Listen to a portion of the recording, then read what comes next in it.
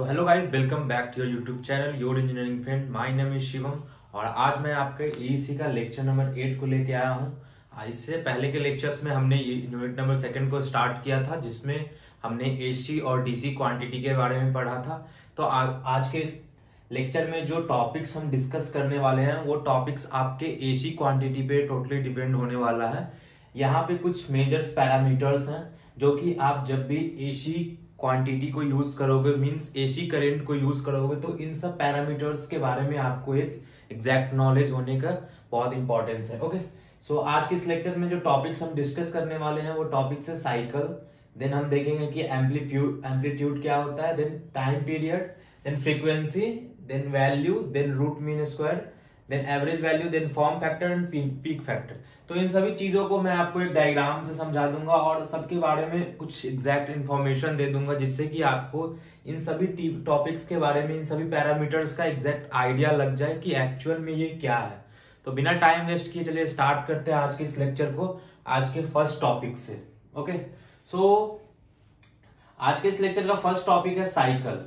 So basically cycle क्या होता है? जब भी हमने देखा था कि एसी करंट कैसा करंट होता है, जहां पे जो भी हमारा वैल्यू है, वेव है, वो करंट जो फ्लो कर रहा है हमारे सर्किट में, उसका वैल्यू हमेशा बढ़ते घटते रहता था। मींस पॉजिटिव इधर क्या हो रहा था कि पॉजिटिव में वैल्यू इंक्रीज हो रहा था, यहाँ पे निगेटिव हो रहा था। मींस हमारा जो भी करंट किसी सर्किट में, इलेक्ट्रिक सर्किट में फ्लो होता है, मान लो कि आपका एक इलेक्ट्रिक सर्किट है, यहाँ पे हमारा करंट सपोज फ्लो कर रहा है, तो ये अगर ये करंट का टाइप हमारा एसी है, मींस क्या कि ये हमेशा चेंज हो रहा है, या ये कभी पॉजिटिव हो जाएगा, ये कभी निगेटिव हो जाएगा।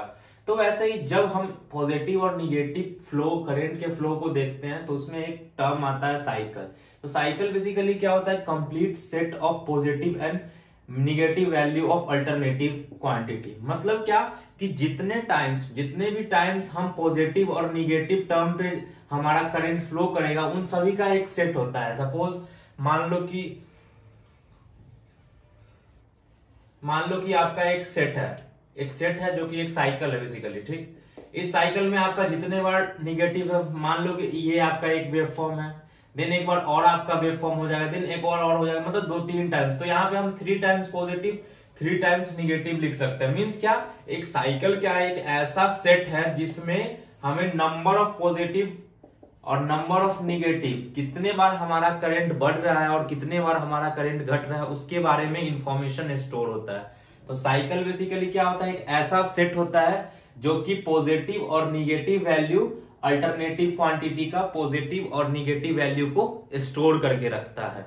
Okay, so then next topic है आपका एम्पलीट्यूड और पीक वैल्यू क्या होता है। तो एम्पलीट्यूड बेसिकली क्या होता है? A maximum value attended by an AC quantity. जो कि आपका ये करंट आपका फ्लो कर रहा है, इसका सबसे मैक्सिमम वैल्यू क्या है? यहाँ पे इस डायग्राम से देखने से हमें क्लियर आइडिया मिल रहा है कि ये जो वैल्यू यहाँ पे, ये वैल्यू और ये जो वैल्यू है, ये दो वैल्यू एक ऐसी वैल्यू है जो कि मैक्सिमम मींस पीक पे है, सबसे ऊंचाई पे, सबसे मैक्सिमम पे है। तो इसे ही हम एम्पलीट्यूड बोलते हैं। एम्पलीट्यूड क्या होता है? Basically A maximum value attended by an AC quantity. ऐसी वैल्यू जो कि सबसे मैक्सिमम हो, सबसे ऊपर हो, उसे हम एम्पलीट्यूड बोलते हैं। ओके, तो एम्पलीट्यूड का बस यही इंफॉर्मेशन था और यहाँ पे इसे हम एम्पलीट्यूड बोल सकते हैं। पॉजिटिव टर्म में और निगेटिव टर्म में, किसी भी टर्म में हमारा एम्पलीट्यूड क्रिएट हो सकता है, बट वो जो वैल्यू होगा, वो एम्पलीट्यूड होगा, वो मैक्सिमम वैल्यू होगा। ओके, देन नेक्स्ट टॉपिक है आपका टाइम पीरियड क्या होता है। The time required to complete one full cycle. Mean एक फुल साइकिल क्रिएट, अगर आपको मैंने सपोज मान लो कि आपको मैंने बोला कि एक हाफ साइकिल क्रिएट करने के लिए, तो वो हाफ साइकिल का डिग्री कितना होगा? 180, क्योंकि हमारा सर्कल का 360 डिग्री होता है। तो वैसे हाफ साइकिल का डिग्री क्या हो जाएगा? 180। तो वैसे ही एक फुल साइकिल मींस 360 का डिग्री का एक फुल साइकिल क्रिएट करने के लिए जितना टाइम हमें रिक्वायर्ड होगा, means the time required to complete one full cycle, means एक full cycle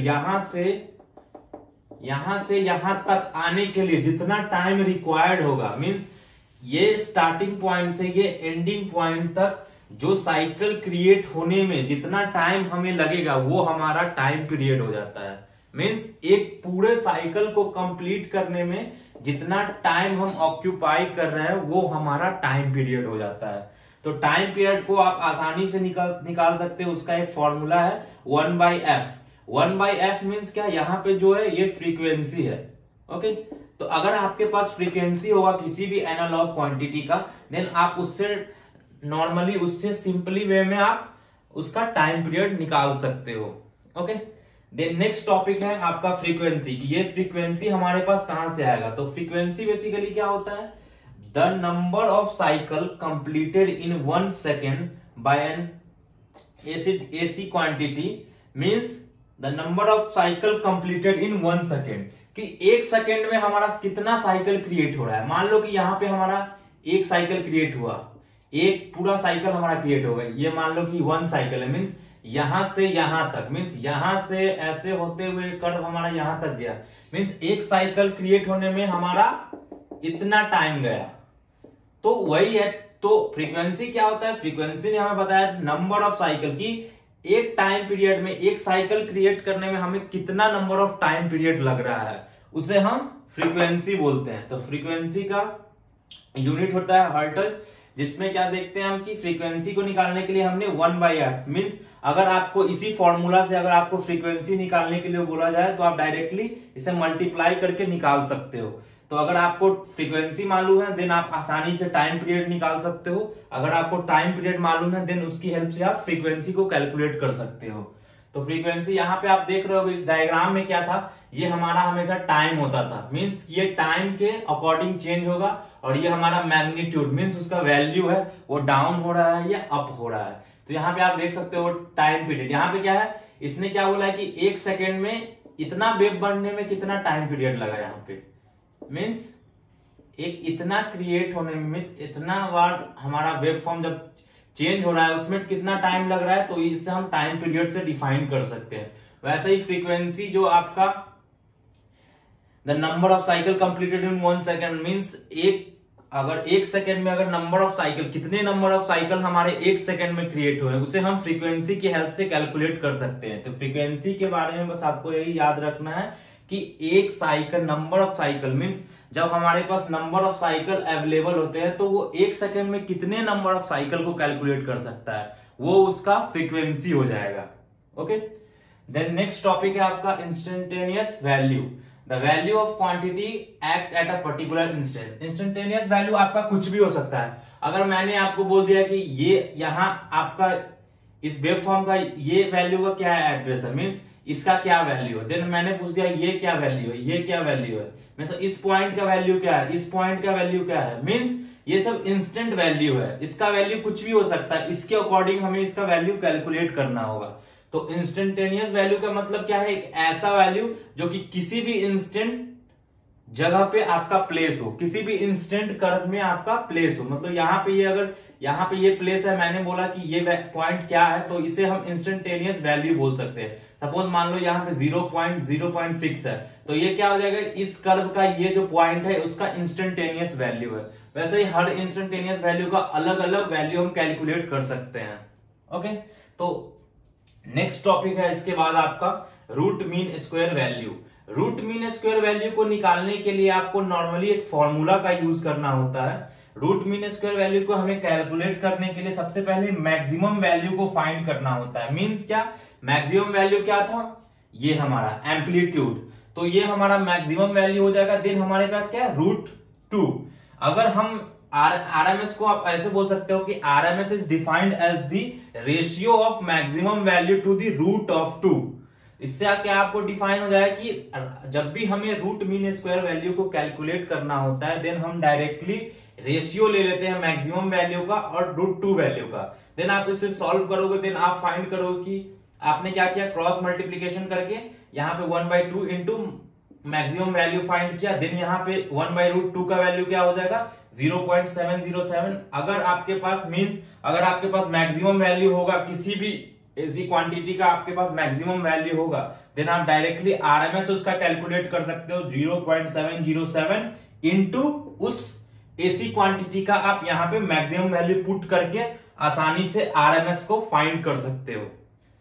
then next topic है आपका एवरेज वैल्यू क्या होता है। एवरेज वैल्यू भी किसी दो वैल्यू का मल्टीप्लीकेशन है। मींस जब भी हमें एवरेज वैल्यू कैलकुलेट करना होता है देन उसमें हम क्या करते हैं, जैसे हमारे पास ये था 0.707 इंटू मैक्स वैल्यू, वैसे ही एवरेज वैल्यू को हमें आइडेंटिफाई करने के बाद ये एक वैल्यू है जिससे कि हम आरएमएस वैल्यू कैलकुलेट करते हैं। मींस जब तक आपके पास आरएमएस वैल्यू नहीं होगा तब तक आप एवरेज वैल्यू को कैलकुलेट नहीं कर सकते हो। तो ये आपको हमेशा याद रखना है कि जब भी हमें एवरेज वैल्यू को कैलकुलेट करना है तो सबसे पहले हमें आरएमएस वैल्यू को कैलकुलेट करना होगा, और जब भी हमें आरएमएस वैल्यू को कैलकुलेट करना है तो उससे पहले हमें मैक्सिमम वैल्यू को कैलकुलेट करना होगा। मींस सबसे पहले आपको मैक्सिमम वैल्यू कैलकुलेट करना होगा, then RMS value, then last में आपको उसकी हेल्प से आप एवरेज वैल्यू को कैलकुलेट कर सकते हो। तो यहाँ पे भी वही फॉर्मूला है, ये आपका एक नॉर्मल फॉर्मूला है जिसकी हेल्प से आप एवरेज वैल्यू को कैलकुलेट कर सकते हो। ओके, देन नेक्स्ट टॉपिक है आपका form factor, the ratio of RMS value to average value. जब हमने आरएमएस वैल्यू आइडेंटिफाई कर लिया और एवरेज वैल्यू आइडेंटिफाई कर दिया, तो जब हम इसका वैल्यू और इसके वैल्यू को रेशियो में डिफाइन करेंगे, मींस इन दोनों का रेशियो क्रिएट करेंगे, देन उससे हमें फॉर्म फैक्टर मिल जाएगा कि इस एसी क्वांटिटी का एक्चुअल फॉर्म फैक्टर क्या है। तो आपको एग्जाम में इसे आप डेफिनेशन में भी लिख सकते हो कि form factor is defined as the ratio of RMS value to the average value. तो उसकी हेल्प से आप आसानी से इसका फॉर्म फैक्टर निकाल सकते हो, सॉल्व कर सकते हो। देन लास्ट टॉपिक है आपका peak factor, the ratio of maximum value to the RMS value. Means peak factor क्या होता है कि ये रेशियो होता है आपके मैक्सिमम वैल्यू और आरएमएस वैल्यू का। मींस ये जो आपका आरएमएस वैल्यू हमने आइडेंटिफाई किया ये, और आपका मैक्सिमम वैल्यू मींस इस पोजीशन का वैल्यू, तो उसकी हेल्प से आप पीक फैक्टर को निकाल सकते हो। तो आपने जैसा कि मैंने आपको जब ये सब बताया कि आरएमएस वैल्यू क्या होता है, एवरेज वैल्यू क्या होता है, then form factor, then peak factor, तो आप यहाँ पे देख पा रहे हो कि जितने भी पैरामीटर्स हैं सब एक दूसरे से रिलेटेड है। मींस किसी भी दूसरे पैरामीटर को यूज करके हम नेक्स्ट पैरामीटर को आइडेंटिफाई करते हैं। तो जब भी आपको एग्जाम में एक न्यूमेरिकल आ गया जहां पे आपको मैक्सिमम वैल्यू दिया रहेगा, आरएमएस वैल्यू दिया रहेगा, एवरेज वैल्यू दिया रहेगा, मे भी किसी में आपको फॉर्म फैक्टर दिया रहेगा, किसी में आपको रूट मीन स्क्वायर दिया रहेगा, तो उन सभी को आपस में अगर आपको ये फॉर्मूला याद है, क्लियर है फॉर्मूला, देन आप उस समय आसानी से उस न्यूमेरिकल को सॉल्व कर पाओगे। मीन सपोज मान लो कि आपको एक ये क्वांटिटी दे दिया गया और इसमें कुछ न्यूमेरिकल्स में आपको कुछ वैल्यू प्रोवाइड कर दिया गया। मींस अगर आपको मैक्सिमम वैल्यू दे दिया गया और आपको आरएमएस वैल्यू आइडेंटिफाई करने के लिए बोला गया, देन आप आसानी से उस समय अगर आपको ये फॉर्मूला याद रहेगा देन उस समय आप आसानी से उसे कैलकुलेट कर पाओगे। वैसे डिफरेंट मींस अगर आपको मैक्सिमम वैल्यू दिया रहेगा और आरएमएस वैल्यू दिया रहेगा देन उस टाइम आप पीक फैक्टर को आसानी से कैलकुलेट कर पाओगे। होप करता हूं कि जितने भी पॉइंट्स थे आज के इस लेक्चर के आपको क्लियर हो गए होंगे, जिसमें हमने साइकिल के बारे में देखा कि एक साइकिल क्या होता है, देन हमने एम्पलीट्यूड देखा जो कि एक मैक्सिमम वैल्यू होती है, देन हमने टाइम पीरियड देखा कि एक साइकिल को पूरे साइकिल को क्रिएट करने में कितना टाइम पीरियड हमारा लग रहा है, मींस कितना टाइम हमें लग रहा है पूरे साइकिल को क्रिएट करने में। देन हमें फ्रीक्वेंसी देखा कि नंबर ऑफ साइकिल, एक सेकेंड में कितने नंबर ऑफ साइकिल हमारे क्रिएट हो सकते हैं एसी क्वांटिटी में, उसे हम फ्रीक्वेंसी बोलते हैं।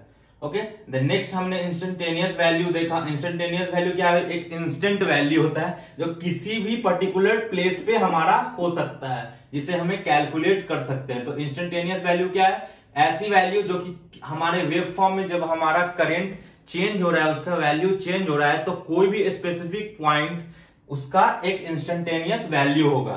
देन हमने देखा कि रूट मीन स्क्वायर एरर क्या होता है, रूट मीन स्क्वायर वैल्यू क्या होता है, जिसमें हमने देखा कि उसके लिए हमें मैक्सिमम वैल्यू की रिक्वायरमेंट होती है, देन उसे हम डायरेक्टली √2 से रेशियो में कैलकुलेट कर देते हैं। देन हमने एवरेज वैल्यू देखा जो कि बेसिकली मल्टीप्लीकेशन होता है हमारे 0.637 और आरएमएस वैल्यू का। देन हमने फॉर्म फैक्टर देखा जो कि बेसिकली हमारा रेशियो होता है आरएमएस वैल्यू और एवरेज वैल्यू का, मींस इसका और इसका रेशियो होता है हमारा फॉर्म फैक्टर।